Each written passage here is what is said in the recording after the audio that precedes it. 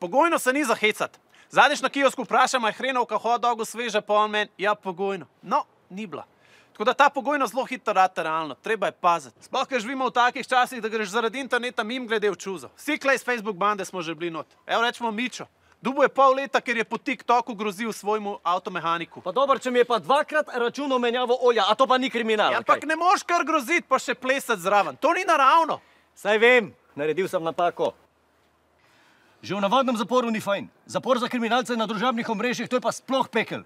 V navadnem zaporu pač sam ni prostega gibanja, pa ni dobre hrane. Tle pa ni interneta. Mislim, je, ampak sam 3G. Ko je bil Branko prvič not, sem mu je skoraj zmešal.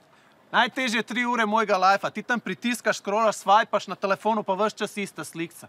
Kaj da bi bili leta 95? Grozen. Ja, in če se kje pritožeš, še daj pa na zaprto del te influencerje. Tist je šele tragedija. Bogi reveži delajo tiste svoje šubice v ugasnjene telefone. Žalostna scena. Tega si noben ne zasluži. No, eni si. Dobar, Cene. Cene zgleda tako čist normalen poba, ampak v resnici hudi Instagram nasilnež. Objavljuje svoje fotke s počitnic, ampak kot sponzorirano vsebino.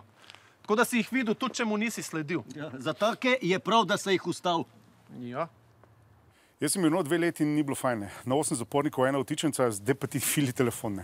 Pa vsi ponici so sam za iPhone 6, pako na zemlj. Težko se navadiš. Cene mi je 2-krat pobegnil iz zapora. Ja, ampak je med pobegom ves čas objavljal Instastorije, tako da so ga stražarji 2-krat ujeli. Cene moje. Cen Klale je v naši kroji kar legenda, ne? Že količinsko, koliko on sproducira na dnevni ravni. Jaz ne vem, koliko palcev ima ta človek. To sam tweet. Mislim, hudo, a veš. Po eni strani bi bili valjda ful veseli, da se srečamo, ampak zares nočeš te izkušnje. Toliko enih tipov na kupu, skupni ruterji, da ti en sred noči zamenja pin, ni vredno. Tako da upam, da bo ta njegova pogojna res ostala sam pogojna. Pa realno, jaz ne vem, zakaj ne mu to obtežijo, ne? Ja, pač se smeš takih stvari tweetati, ne? Pa ne smeš, pa se danes itak več ne smeš, ne smeš objaviti, da so židri problemi, pa ne smeš objaviti, da je treba vse blond ljudi pobiti. Ja, kaj pa lahko na koncu objaviš, ne? Ja, pač se ostalo. Aha. Tako da, ko vas naslednjič prime Facebook ali pa Twitter mrzlica, pamet v prste, pa se ne vidimo. Srečno!